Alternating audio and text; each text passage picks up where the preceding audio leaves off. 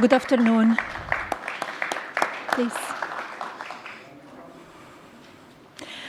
Welcome to the White House. It is truly inspiring to see everyone gather here together, united in support of this remarkable initiative and community. As I stand here and observe the audience, I recognize the vital importance of each one of you to this mission, to our future generations. In particular, I would like to thank the cabinet secretaries, Congress members, scholarship donors, and various organizations for their unending advocacy. A special thank you to my husband for his enduring commitment to fostering the future. The President has prioritized America's foster care children, and shortly he will sign our Fostering the Future Executive Order. Too many people from foster care community end up homeless, in danger on America's streets. It was 2021 when I developed the idea to establish an impactful platform with an important mission to provide individuals from the foster care community the ability to secure an entry-level job position, and in turn, financial independence. Fostering the Future, a Be Best initiative, provides individuals from the foster care community with technology-based scholarships to attend colleges and universities throughout America. Fostering the Future sets these individuals on their career paths, but more significantly, it equips each scholarship recipient with a fundamental foundation of knowledge that will endure throughout their lifetimes. Permanency for those who embody the fleeting. I applaud the American universities that have joined my mission, institutions like Vanderbilt University, University of Miami, and Villanova University. Following graduation, scholarship recipients from my program are prepared to enter the workforce and ultimately become leading executives. Predictably, they will manage thousands of employees and generate significant value for American communities through job creation, access to healthcare, food security, and other societal benefits. This executive order, Fostering the Future for American Children and Families, gives me tremendous pride. It is both empathetic and strategic. It will certainly be impactful. It aims to establish a comprehensive network connecting federal departments and agencies, private sector's businesses, higher learning institutions, and charitable organizations. This will create new educational and employment opportunities countrywide. Our faith-based organizations will continue playing a vital and consequential role. My hope, of course, is that this level of coordinated collaboration will sustain. But today, I call on leadership from these various organizations, including the private sector, to join my effort, rise above the ease of inaction. I predict this small spark today will ignite a profound and lasting nationwide movement. Our united resolve will foster a thriving future filled with compassion and innovation. Together, we will illuminate the pathway for today's foster children to become tomorrow's builders. And tomorrow's builders will foster the future of America's legacy. Thank you.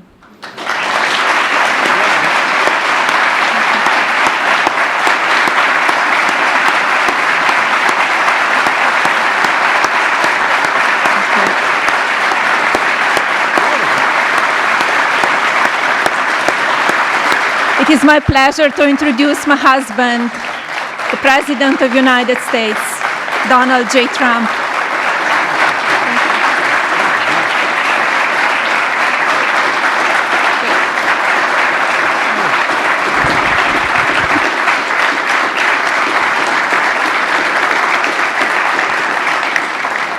I think it's very good, especially for someone that speaks 5 languages at least.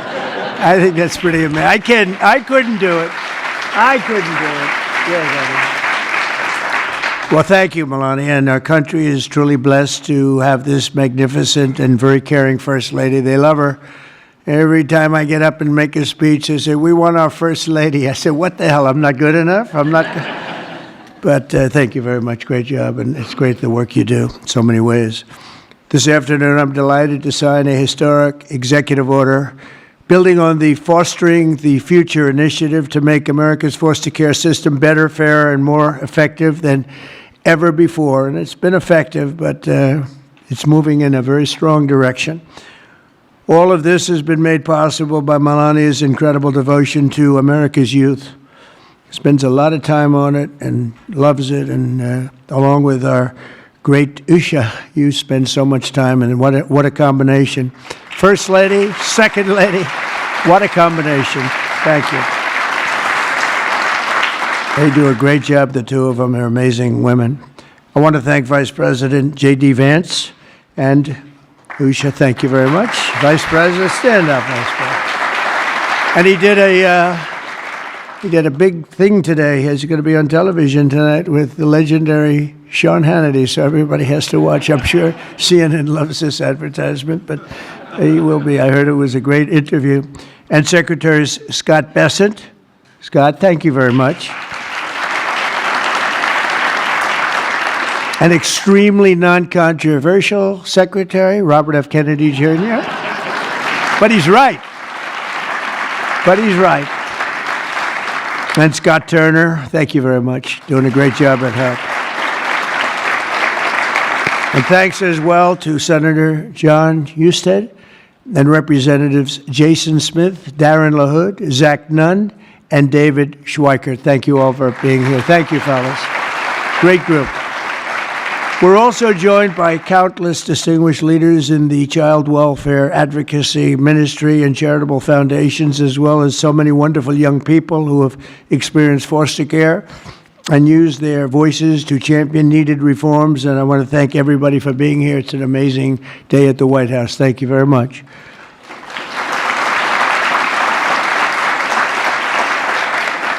And right behind me, by the way, in about 2 years from now, we'll use a much bigger room because we had to turn away a lot of people. And it'll be right here. This will be the entrance. That's a knockout paddle. It's called a knockout. It looks pretty nice right now, but it's going to look a lot better in a little while. And we're going to go from this room into a room that seats a few more people, and it's going to be beautiful. But I just noticed I happen to be standing here, Peter, and I thought I'd might as well get you a shot right now, a nice, beautiful shot at the future entrance to something that's really become very popular, the ballroom. They've wanted it for 150 years, and they're getting it, and they're getting the best. It'll be the best anywhere in the world. Each year, more than 15,000 young people age out of the foster care system, and unfortunately, too many struggle to become self-sufficient. The order I will sign in a few moments will provide vital new resources to help young people transition out of the foster care system and live a very happy and a very successful life, very, very successful. With this order, I'm directing the heads of the key federal departments and agencies to establish a Fostering the Future program in coordination with our wonderful First Lady's office. They're coordinating, and they've already been coordinating for quite some time, and I think I hear it's going really well. You're going to have some, when she gets involved in things, it works, I can tell you that. Under this major new initiative, great American companies and institutions will be signing a pledge to invest in teaching, training, and mentoring America's youth who are transitioning out of the foster care system. This will help provide jobs, education, and personal development opportunities to fantastic young people who truly need and deserve them, and they're going to get them. A terrific example of the impact these programs can have is Eric Alvarez from Omaha, Nebraska, who is with us today. Where's Eric? Where is he? Stand up. Good-looking guy. Good-looking guy. Eric and his siblings were placed in foster care for a year when he was 9. He entered the child welfare system again when he was 15, and today he credits a mentoring and mentorship and work experience program for foster youth with helping him to finish high school and start his adult life. And he did really well in high school, by the way, really a great student. But he starts life on the right foot, right? Wouldn't you say? I mean, I think you better say yes, otherwise I'm in big trouble. Otherwise, I'm all by myself up here, Eric. That would be... I hear you're doing incredibly. Now, after graduating from the University of Nebraska and interning for Congressman Don Bacon, Eric is pursuing a master's degree at the George Washington University, and he is a cadet in the Air Force ROTC, who will be commissioned as an officer upon graduation. And Eric, I just want to say, great job. You've really been outstanding, and I think that's probably why you were chosen out of so many people. You've done a fantastic job. Congratulations.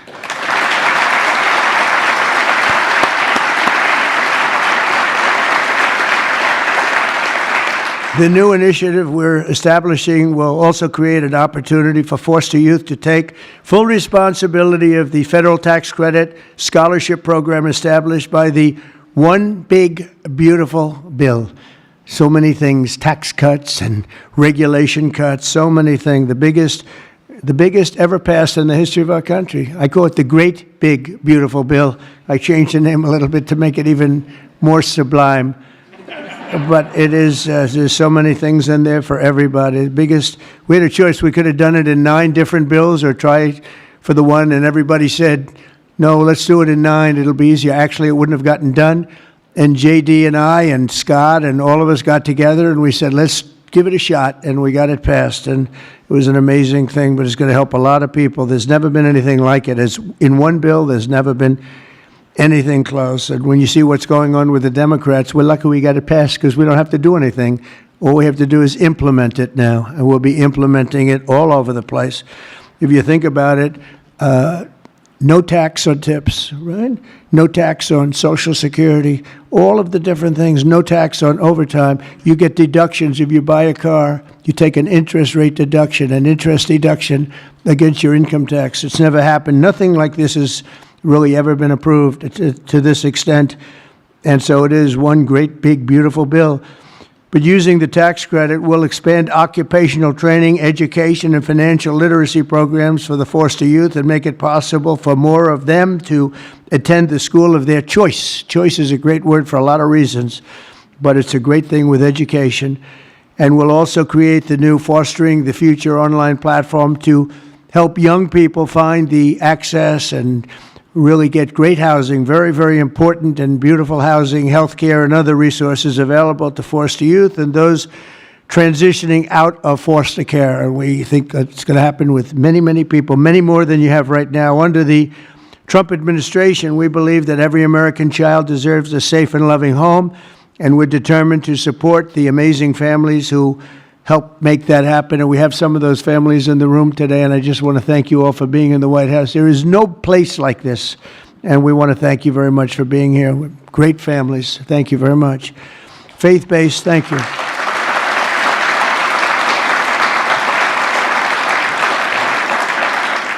Faith-based nonprofits are the nation's most trusted institutions, interacting with the foster care system and practicing Christians and more. Think of this, more than twice as likely foster care.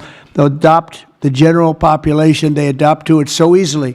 When they get out, they adopt to it just like it's just becomes second nature. It's amazing. Yet radical left policies in states nationwide make it much harder, not easier, for those families to open up their homes.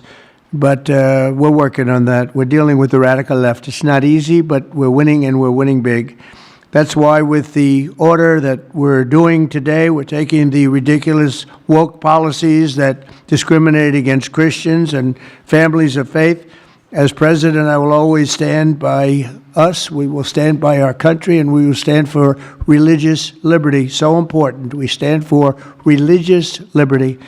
The Bible tells us, thank you. Thank you. The Bible tells us that one of the measures of any society is how it cares for vulnerable children and orphans. So important, and it's so big in the Bible. So as we make America great again, we are going to protect American children in foster care, and we're going to ensure that they will never, ever be forgotten. These children will never be forgotten, and they're going to grow up to be unbelievable, strong, smart, wealthy, productive citizens. So once more, I want to thank Melania for the great job she does, not here only just as First Lady. She's a great First Lady. And I want to thank you very much, honey, and the foster families and leaders here today. You're very special people, and we're going to work together, and we're going to have some absolutely incredible results. Thank you all for being here. Thank you very much. Thank you.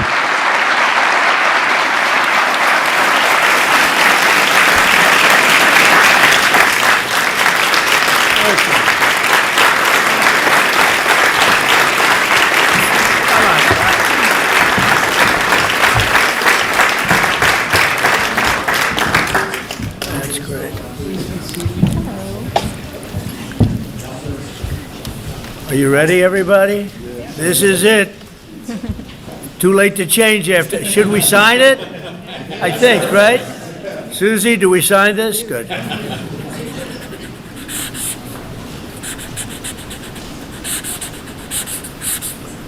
I'm going to ask the First Lady to sign it also. Why don't you sign it right there? Sure. Okay? Yes, of course.